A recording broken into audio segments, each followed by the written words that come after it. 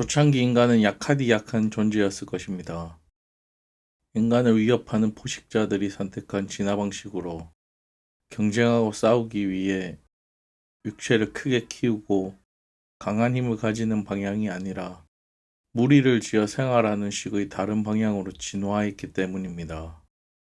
그리고 그런 방식의 진화를 선택함으로 인해 오랜 시간 감내해야 했던 사실은 인간은 먹잇감에 불과한 존재였다라는 사실입니다.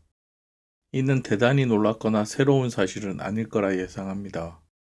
왜냐하면 언제나 육식동물은 존재했고, 과거 지구에는 인간들보다 수배나 수십 배 큰 육식동물들이 존재했던 기록들이 남아있기 때문입니다.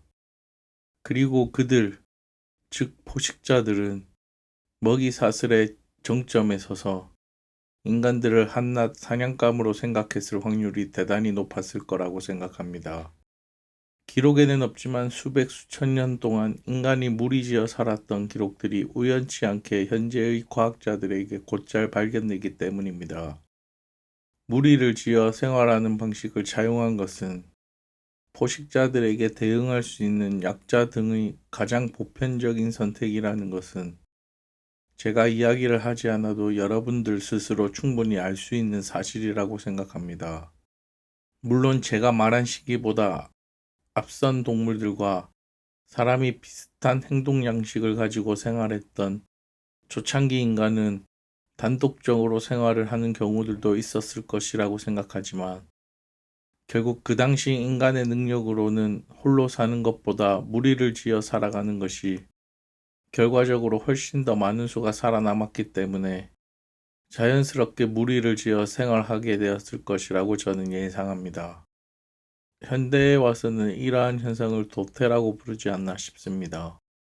그렇게 무리를 지어 생활하면서 인간들은 다른 동물들과 전혀 다른 행동 양식을 보였을 것입니다. 후대 한국 사람들은 보통 불이다라고 표현합니다. 바로 욕심입니다.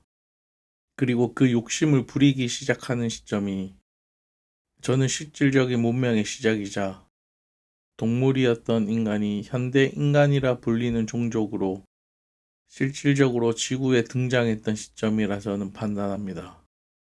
수명에서 수십 명이 모여있는 수많은 무리 안에서 그 어떤 시점에 기적이라 불릴 수 있는 사람이 태어나 무리들의 생존 본능에 기초한 방식이 아닌 다른 방식을 이야기하면서부터가 인류사의 기록에도 남아있지 않는 아무도 주목하는 이 없지만 실질적인 인간 문명의 시작점이었을 것이라고 나름대로 생각하고 있습니다.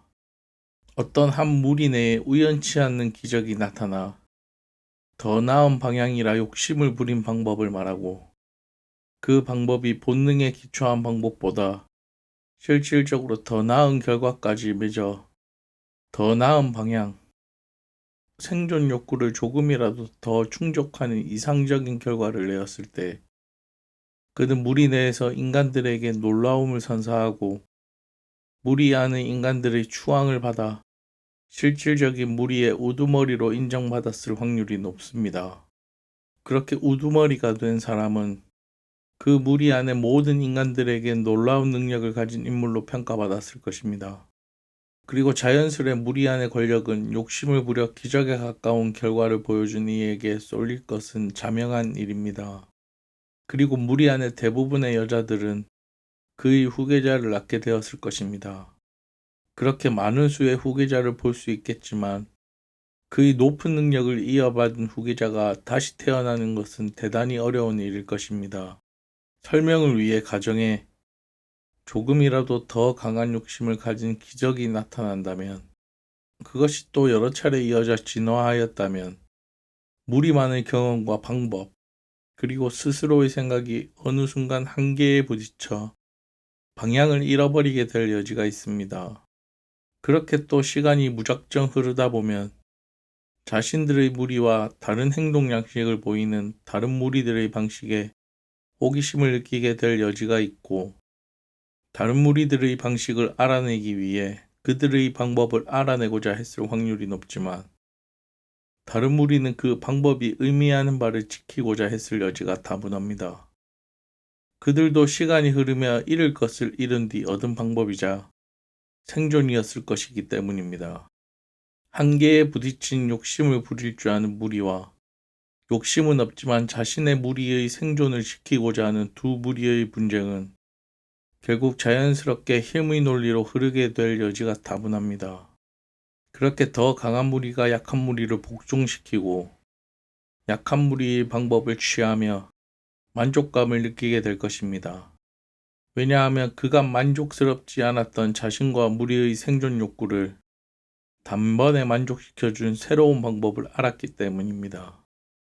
현대의 교육을 받아 지식을 쌓은 시선으로 보면 대단히 이례적인 상황이라 판단될 여지가 있다 생각합니다. 왜냐하면 자신들을 먹이로 생각하는 수많은 위협을 피해 보금자리를 찾아 무리를 잃었는데 다시 스스로 다른 무리를 침략한다라는 것은 자신들의 보금자리를 잃어버릴 수도 있고 또 그 과정에서 수많은 사상자를 내어 오히려 현재 자신의 무리 상황보다 못한 상황을 맞닥뜨릴 수 있는 현대의 도박이라 불리는 상황이라 비슷한 상황이라 판단될 수 있기 때문입니다. 사냥을 주식으로 하는 무리의 우두머리가 자신의 무리에서 전혀 하지 않는 이상한 행동, 즉 과일을 따는 다른 무리의 행동을 보았다면 평소에는 그냥 넘어갈 수도 있지만 어느 날 욕심을 부린 방법이나 이미 과거가 되어버린 방법 등등으로 위기를 극복하지 못해 무리의 생존을 위협받고 있는 우두머리 눈에는 다른 무리의 과일을 따는 행동이 무슨 의미가 있는지 알고 싶은 욕심이 들었을 것이라 생각합니다. 왜냐하면 자신은 욕심이라는 감정을 가진 최초의 인간이자 사냥이라는 방법으로 우두머리가 된 인간이기 때문입니다.